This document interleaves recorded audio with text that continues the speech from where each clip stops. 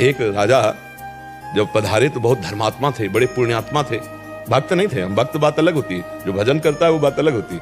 तो यमराज जी बड़े आदर से उनको लेकर के गए, पुण्यात्मा को बड़े आदर से, पर उनसे भी कुछ पाप हुए थे। तो कहा इनको नर्क तो नहीं भगवाना, केवल इनको नर्क दिखा दो। अब नर्क का दुख देखना ही, अब वहां जो ही गए तो हाहाकार मचा था, कहीं कोल्हू में पेला जा रहा है, कहीं आग में जलाया जा रहा है, बहुत एकदम कंपा, इतना दुख जीवों को मिल रहा है। थोड़ी देर में सब कुछ शांत हो गया।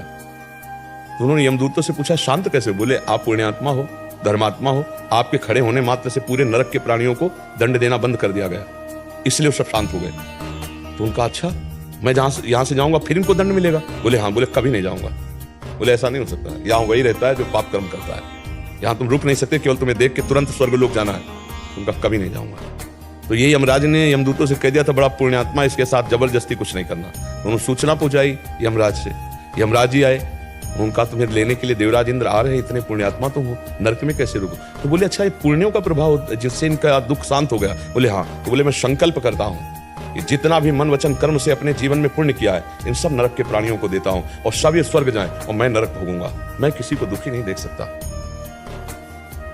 यमराज ने आश्चर्यचकित हो गए कि ऐसा?